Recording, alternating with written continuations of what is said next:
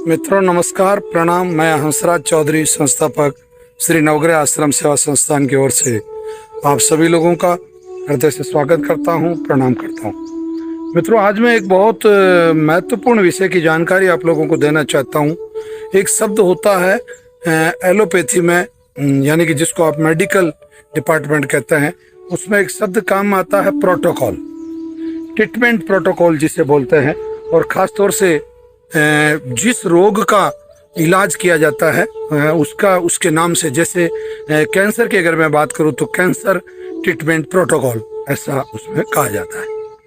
तो ये जो प्रोटोकॉल है, ये प्रोटोकॉल का वैसे सामान्यतया जो अर्थ निकाला जाता है वो ये होता है कि भाई किसी को किस तरीके का सम्मान दिया जाएगा, कौन किस पद का व्यक्ति है, उसको उस तरीके का सम्मान दिया जाएगा। मूलतः वैसे प्रोटोकॉल का अर्थ ये होता है। एक सरकारी पदों में तो विभागों में तो एक प्रोटोकॉल अधिकारी तक होता है कि वो जैसे राज्यपाल आएंगे तो उनको कैसा सम्मान दिया जाएगा, कैसे गार्ड ऑफ ऑनर होगा, या मुख्यमंत्री जी होंगे तो उनके लिए क्या होगा, अगर मंत्री जी होंगे तो क्या होगा, विधायक होंगे तो क्या होगा, कलेक्टर साहब का क्या प्रोटोकॉल होगा, इस तरीके का सब होता है। परंतु ये इलाज में भी प्रोटोकॉल होता है। एलोपैथी का ऐसा मानना है कि जैसे उदाहरण के लिए कोई कैंसर रोगी जाता है, उसकी जाते पहले वो जांचें करते हैं। तो उसका जैसे उदाहरण के लिए मान लो किसी को फेफड़े का कैंसर है, उस खांसी चल रही है, तो पहले उसका एक्सरे करेंगे। एक्सरे के बाद में अगर समझ में नहीं आए तो उसका फिर सीटी स्कैन करेंगे। सीटी स्कैन में भी समझ में नहीं आया तो फिर उसका मार्कर टेस्ट करेंगे। मार्कर टेस्ट में भी अगर वो चीज़ नहीं आती है तो उसके और जो फर्दर जो जांचें हैं वो जांचें करेंगे, बायोप्सी करेंगे। और जब पता चल जाएगा कि इस व्यक्ति को कैंसर हो चुका है तो उसको वो एक मीटिंग करेंगे।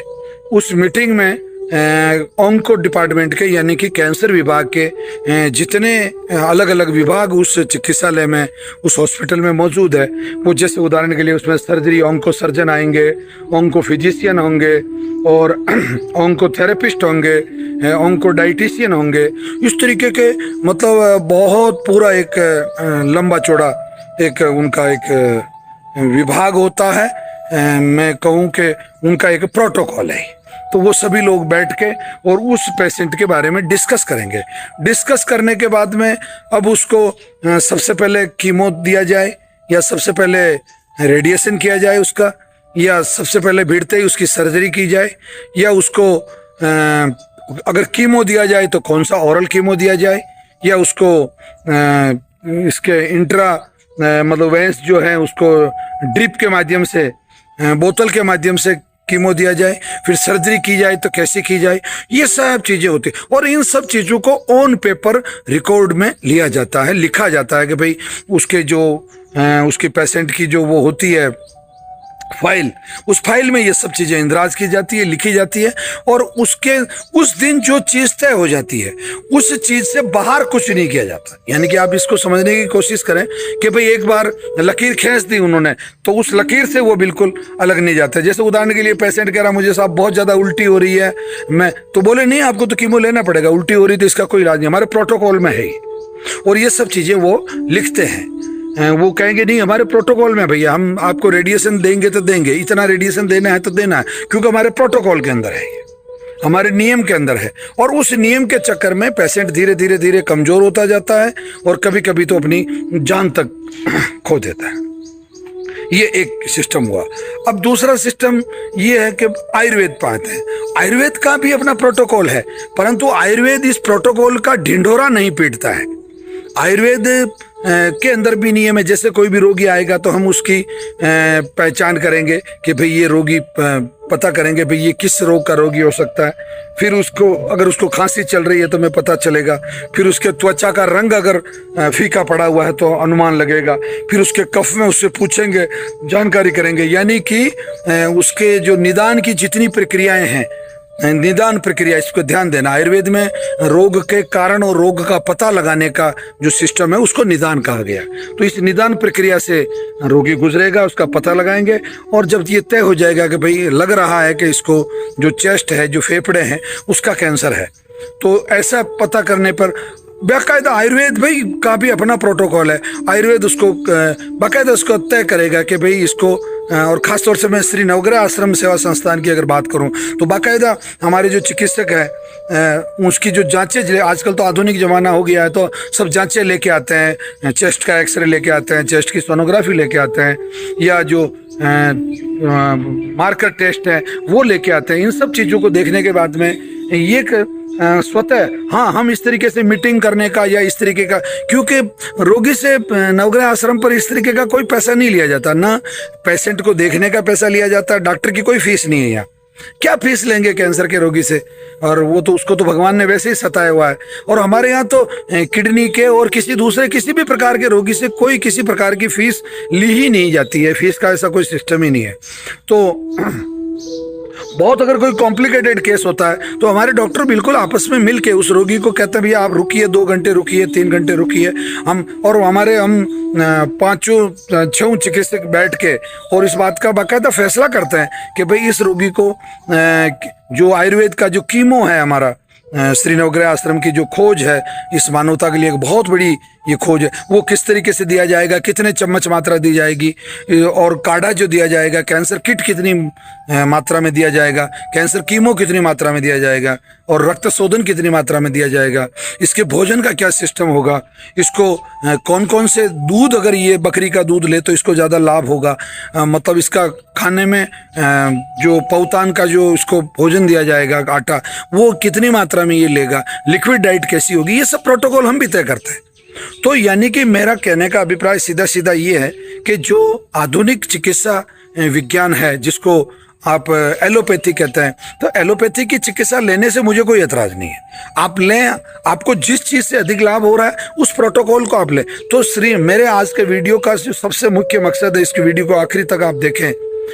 कई लोगों में ये धारणा है कि नहीं, आयुर्वेद तो बिल्कुल विलोम शब्द है एलोपैथी का। ये बिल्कुल आपकी गलतफहमी है। आयुर्वेद एलोपैथी का विलोम शब्द नहीं है, आयुर्वेद एलोपैथी का जन्मदाता है।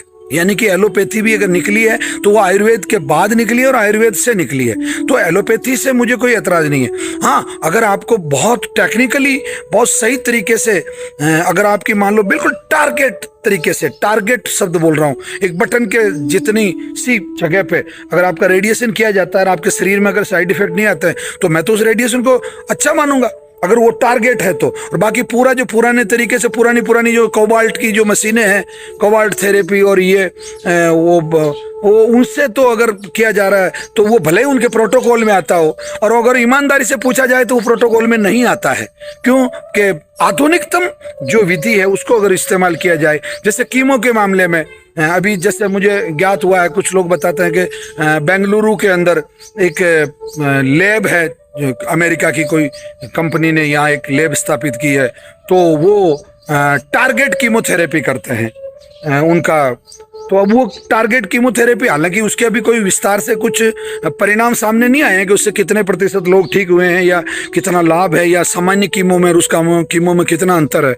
परंतु अगर उस कीमो में मान लो लाभ है, अगर और पता चलता है कि भाई उससे आदमी के बाल नहीं झड़ते हैं, उल्टी नहीं होती है, दस्त नहीं होती है, कमजोर नहीं होता है, तो इस तरीके का किया जा सकता है, इसमें कोई तकलीफ नहीं। और उसके साथ साथ में श्री नवग्रह आश्रम का जो चिकित्सा पैटर्न है उसको बिल्कुल इस्तेमाल करें, उससे कैंसर कभी रिकरेंस नहीं होगा। ये मेरा अब तक का अनुभव है। जो लोग बहुत ईमानदारी के साथ में चिकित्सा ले रहे हैं उनका कैंसर अभी तक, पिछले 6 वर्षों में मैंने किसी व्यक्ति का कैंसर रिकरेंस होना नहीं सुना है, जब तक कि वो रोगी कोई बहुत गंभीर लापरवाही ना करे। या तो इसका मतलब सीधा सीधा ये हुआ आज के पूरे वीडियो का कि मेरी ऐसी इच्छा है, मैं ऐसा चाहता हूँ कि एलोपैथी, होम्योपैथी, आयुर्वेद, नेचुरोपैथी, सभी चिकित्सा पद्धतियों के विशेषज्ञ लोग मिलके एक बार आए मंच पे। मैं इसमें मतलब आगे होके उन सब के साथ काम करने को तैयार हूँ, सब सुविधाएं देने को तैयार हूँ। सभी मिलके अगर एक ऐसा एक प्रोटोकॉल बनाया जाए कि भाई ये चीज़ें आयुर्वेद की सबसे अच्छी हो सकती है, जो कि निस्संदेह अच्छी है, इस मामले में कोई संशय नहीं। ये चीज़ एलोपैथी की अच्छी हो सकती है। जैसे हम कहते हैं नींद नहीं आ रही, नींद की कोई गोली ले ली, क्या तकलीफ हो रही, उसके अंदर एक प्रोटोकॉल तय कर दिया जाए कि भाई इन औषधियों से उसको मतलब फायदा होगा, उसकी किडनी खराब नहीं होगी, इसके कोई साइड इफेक्ट नहीं होंगे। होम्योपैथी की ये अमुक मेडिसिन है, इससे ये फायदा होगा। तो मैं भारत सरकार से भी ये निवेदन करूंगा और जो विद्वान चिकित्सक है उनसे भी ये निवेदन करूंगा, आयुर्वेद के जो विद्वान वैद्य हैं उनसे भी ये निवेदन करूंगा कि सभी लोग आएँ, एक मंच पे आएँ और इस मानवता के लिए काम करें, क्योंकि कैंसर से ज़्यादा गंभीर रोग आज की तारीख में दुनिया में नहीं है। कैंसर जिसके घर में हो जाता है, कहावत ये है कि कैंसर जिसको हो जाता है उसके घर पे गग्गू बैठ जाता है, यानी कि उल्लू बैठ जाता है, यानी कि अशुभ होता है। तो इस अशुभ को शुभ में परिवर्तन करने के लिए निश्चित रूप से श्री नवग्रह आश्रम ये इस तरीके के प्रोटोकॉल की पहल करने को तैयार है।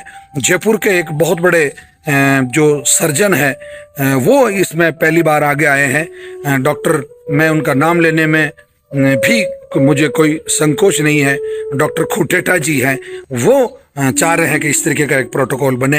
होम्योपैथी के भी मेरे 2-4 चिकित्सकों से वार्ता चल रही है, तो और भी मैं काफ़ी ऑन्को फिजिशियन से भी मिल रहा हूँ। 2-3 ऑन्को फिजिशियन का भी इस तरीके का ऑफर है कि हम लोग चाहते हैं कि अपन लोग बैठ के एक इस तरीके का कोई, तो बहुत निकट भविष्य में श्री नवग्रह आश्रम सेवा संस्थान एक वेवीआर करने जा रहा है, यानी कि मोबाइल पे मतलब एक सभी डॉक्टर्स की एक मीटिंग हम करने जा रहे हैं। परमात्मा करे उसमें बहुत अच्छे रिजल्ट आए और एक ऐसा प्रोटोकॉल बने जिससे इस कैंसर रूपी राक्षस को हम सब मिलकर हरा सकें। श्री नवग्रह आश्रम सेवा संस्थान के यूट्यूब चैनल को सब्सक्राइब रखें, नोटिफिकेशन ऑन रखें। निश्चित रूप से कैंसर हारेगा, मानवता जीतेगी, विश्व जीतेगा। इसी के साथ मैं पुनः आप सभी लोगों को प्रणाम करता हूँ। नमस्कार, धन्यवाद।